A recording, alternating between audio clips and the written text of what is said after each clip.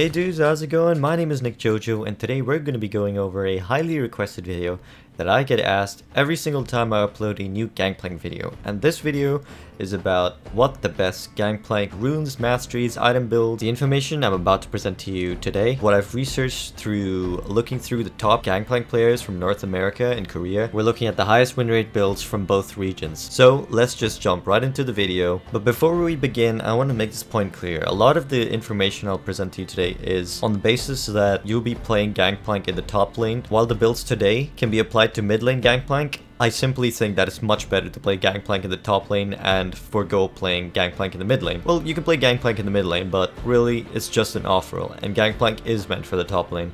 I'm going to split this video into two parts. This first part of the video is going to be rapid fire. I'll be showing you what the runes, masteries, and item builds are, and the second part of the video will be me detailing the reasoning behind each of the choices I made from the runes all the way up to the item builds. Starting from the runes, you're going to be picking 80 reds, armor yellows, flat cooldown reduction blues, 1 flat cooldown reduction quintessence, and 2 80 quintessences. Against AP matchups in the top lane, you replace your armor yellows with HP per level yellows, and replace your blues with flat magic resist blues. And also remember to change that 1 flat cooldown reduction quintessence into a flat attack damage quintessence. But here's something different that I personally do that I don't see many other Gangplank players doing. For this magic resist page, I give up 2 80 quints and replace them with scaling cooldown reduction quintessences. So while the first page may give you 10% cooldown reduction at level 1, the second page will also give you magic resist against magic opponents, but it'll also give you 10% cooldown reduction at level 18. When it comes to your masteries, you have 2 options for your keystone masteries. You can either go Thunderlord's Decree or you can go Grasp of the Undying.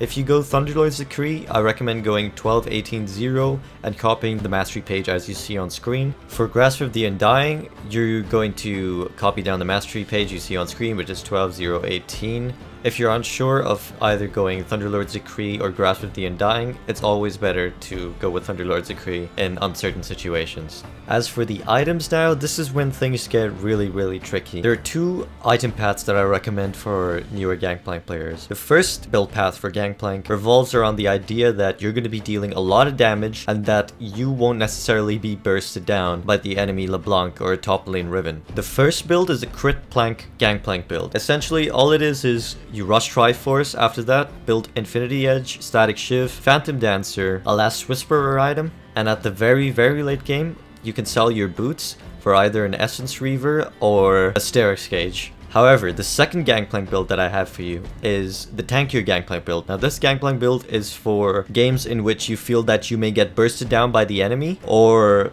you're afraid of just dying. Now this build doesn't do as much damage as the first build, but you still do a hell of a lot of damage. But for the second build, you can actually mix and match a lot of the items. It doesn't have to be in the strict order, but you can just mix and match them around. You firstly want to build Trinity Force, as always. Second item, we're assuming that you're playing against a bursty top laner, a bursty jungler, or a bursty mid laner, so you want to build a Sterix Gauge item second. Third item, fourth item, fifth item, sixth item can either be a Titanic Hydra, it can be a Phantom Dancer, it can be a Yumu's Ghostblade, it can be a number of choices.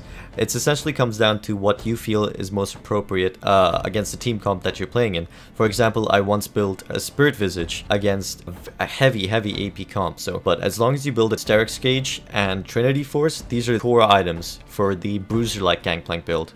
And that's essentially the build right there, guys. You have 2 rune pages to use, 2 mastery pages you can potentially use, and 2 item build paths that you can use on Gangplank. Now moving on to the next portion of the video, where I'll be discussing my thoughts as to the reasoning behind the build I have for you today. Firstly, the one question that I always get: why not lethality runes? Well, the reason we don't go lethality runes is because I have the belief that Gangplank actually does have a decently strong and competitive early game. So your levels 1 to 6, while other people just like passively farming up. If you get good Sun, you can get first blood on the opponent if you know how to play really well. For example, here on the screen is where I constantly abused an enemy Tryndamere that I was playing against earlier today.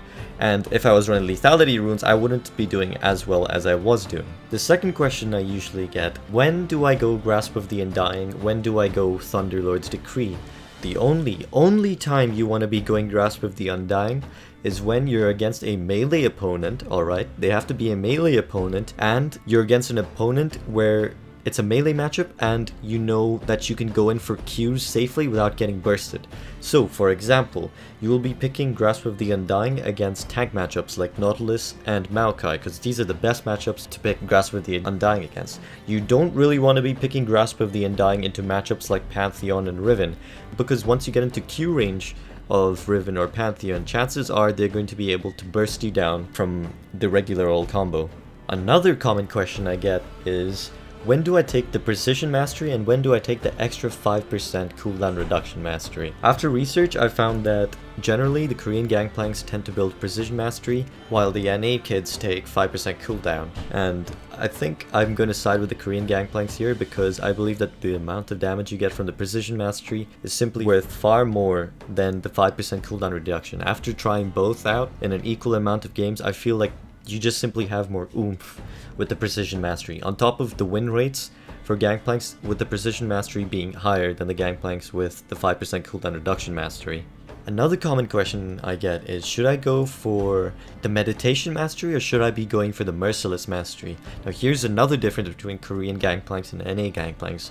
NA Gangplanks put all their 5 points in Meditation, while Korean Gangplanks put 4 points into Merciless and 1 point in the Meditation. You want to be putting 4 points into Merciless and 1 point in the Meditation. The reason behind this is that you're going to be running Teleport in the top lane, and if you play your cards right, you should be teleporting at just the right moments where you shouldn't really run into a lane, and you should be backing out at the perfect time. So, and the amount of damage you get from Merciless on top of the higher win rates with the builds that run Merciless on top of Meditation is enough reason to run Merciless over Meditation.